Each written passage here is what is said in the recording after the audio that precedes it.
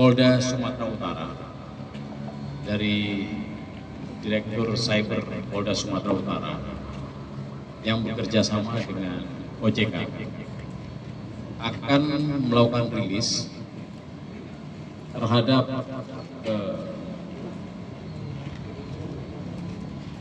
pengungkapan kasus manipulasi data dan penipuan online yang telah berhasil diungkap oleh Subdit 1 Direktorat Cyber Polda Sumatera Utara yang terjadi pada tanggal 19 Agustus 2025. Dan kegiatan ini merupakan bentuk komitmen daripada Polda Sumatera Utara dalam rangka menindak tegas terhadap berbagai tindakan kejahatan cyber, khususnya yang merugikan masyarakat melalui pemanfaatan teknologi digital secara melawan hukum. Dan perkara ini akan disampaikan melibatkan modus manipulasi data dan penipuan melalui aplikasi pesan instan dengan korban salah satu tokoh publik di Sumatera Utara, yaitu Bapak Dr. Rahmat Syah, serta telah menyebabkan kerugian hingga ratusan juta rupiah. Dan pengungkapan kasus ini merupakan kolaborasi yang kuat antara Polda Sumut dengan berbagai lembaga, termasuk OJK dan PPATK, dalam menjaga ekosistem digital yang aman, bersih dari kejahatan cyber. Dan konferensi ini akan dijelaskan oleh Pak Direktur Cyber Polda Sumatera Utara. Berikut juga akan diberikan penjelasan dari Bapak Ketua Satgas Pasti, dan kemudian dilanjutkan dengan tanya jawab dan foto bersama. Untuk kesempatan pertama kami persilahkan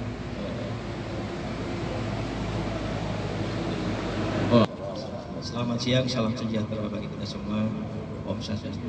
Pertama-tama yang kami hormati dan kami banggakan, mohon izin Bapak Rizal Ramadhani selaku Deputi Komisioner Pengawasan Perilaku Usaha, Jasa Keuangan dan Perlindungan Konsumen OJK RI, mohon izin Bapak. Kemudian yang kami hormati Bapak Kanwil Dijenpas Sumatera Utara, Bapak Yudi Suseno, mohon izin. Kemudian yang kami hormati senior kami, kebanggaan kami, mohon izin Brigjen Pol Fajarudin dari OJK RI, mohon izin. Kemudian yang kami hormati Bapak Yusri, perwakilan OJK Sumut. Selanjutnya yang kami hormati Bapak Daniel Apriandi, perwakilan dari OJK RI. Kemudian yang kami hormati juga saudara kami Kabid Humas Polda Sumatera Utara, dan para rekan-rekan kami, kawan kami, para wartawan yang hadir pada kesempatan siang hari ini. Perlu kami sampaikan keberhasilan ungkap kasus ini merupakan kolaborasi yang sangat baik dan sangat bagus, dan di antara OJK selaku Satgas Pasti, kemudian juga dari Lapas 1 Medan, di mana mengungkap kejahatan tersebut. Perlu kami sampaikan bahwa para pelaku Muhammad Syarifuddin Lubis beserta kawan-kawan, ada 3 orang lagi, itu 2 orangnya lagi, Muhammad Syarifuddin Lubis serta Rijal, merupakan ada keberadaannya di tahanan. Di mana perlu kami jelaskan bahwa modus operandi nanti akan lebih jelas dijelaskan oleh saudara Muhammad Syarifuddin Lubis. Namun secara garis besar kami sampaikan bahwa kejahatan ini merupakan kejahatan scam dengan manipulasi data, di mana pelaku Muhammad Syarifuddin Lubis umur 25 tahun itu melakukan komunikasi dengan WA kepada saudara kepala korban, yaitu Bapak Dr. Rahmat Syah, di mana mengatakan bahwa si terlapor ini adalah merupakan anaknya, Ranile Syah. Dalam hal ini bersangkutan meminta kepada orang tuanya untuk membeli emas, jadi meminta uang sebesar 24 juta. Pada saat itu juga saudara korban, dalam hal ini Bapak Dr. Rahmat Syah, itu langsung menyuruh pelapor dalam ini Ibu Eka Suryandari untuk mentransfer uang sebesar 24 juta sesuai dengan permintaan yang dianggap anaknya, Ranile Syah.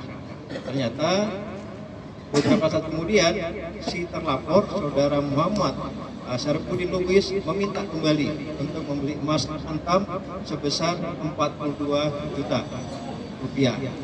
Tidak lepas dari situ lagi, beberapa saat kemudian kembali si pelaku meminta uang kembali sebesar 88 juta rupiah. Dan di esok harinya si terlapor meminta kembali uang sebesar 100 juta rupiah. Jadi total kerugian yang dialami oleh korban dalam hal ini Dr. Rahmat Syah sebesar 254 juta. Nah, dalam hal ini modus pelaku adalah sebelum menyasar korbannya, yang bersangkutan mengecek melalui aplikasi Get Kontak sasarannya. Setelah dicek ternyata banyak menulis nama anaknya, yaitu Ranile Syah. Nah, kemudian si terlapor langsung menggunakan medsos dengan Instagram mengecek aktivitas daripada anak tersebut. Rupanya benar ini merupakan anak daripada Dr. Rahmat Syah. Kemudian diambil profilingnya, gambarnya diambil, seakan-akan ini adalah benar anaknya, dan lakukan komunikasi. Nah, disinilah pasal yang kita terapkan adalah pasal 51 ayat 1 junto pasal 35 Undang-Undang nomor 1 tahun 2004 tentang perubahan kedua Undang-Undang nomor 11 tahun 2008 tentang ITE. Dan kemudian kita juga gandeng dengan pasal 378 KUHP berkaitan dengan rangkaian kata-kata bohongnya. Sehingga dalam hal ini kita melakukan pengembangan, pelaku ditangkap yaitu di tanggal 10 September 2025. Kemudian setelah itu kita tangkap lagi pelaku-pelaku yang lain. Untuk saudara Rizal dalam hal ini perannya adalah dia yang memberikan handphone kepada saudara Muhammad Syarifudin Lubis. Kemudian ketika rekening tersebut sudah dikirim, si Rizal mentransfer lagi kepada layar kedua, yaitu saudari Indri Permadani. Ya, itu ditransfer, kemudian dilanjut lagi transfer lagi kepada saudara Wulandari, Ika Wulandari. Nah, jadi modusnya tadi dengan gerakan cepat untuk menghilangkan daripada jejak penyelusuran daripada kepolisian. Menyampaikan beberapa hal. Yang pertama, dalam hal masyarakat atau publik menghadapi kasus serupa atau mengalami kasus serupa, dapat langsung melakukan laporan melalui kontak center di OJK atau Indonesia Anti Scam Center di 157, atau bisa juga datang ke kantor kami atau juga melalui kepolisian. Yang pertama. Kemudian yang kedua, seperti tadi disampaikan oleh Bapak Rizal, kami harapkan masyarakat untuk lebih memahami lagi jenis produk keuangan, lebih menjaga rekeningnya, lebih menjaga dan lebih berhati-hati jika ada dihubungi permintaan uang, permintaan produk, permintaan jasa dan lain sebagainya. Harus cross check dan bisa ditanyakan juga ke kami apakah ini hal yang legal atau enggak. Sekali lagi kami sampaikan ada dua kuncinya, yaitu 2L. Apakah satu kegiatan, satu produk itu legal ataukah logis. Legal itu berizin atau enggak, logis itu masuk akal atau enggak. Itu aja tambahan dari kami. Mudah-mudahan kita semua dapat terhindar dari kejahatan kriminalitas terkait dengan cyber ini. Dan sekali lagi terima kasih kepada Polda 1772.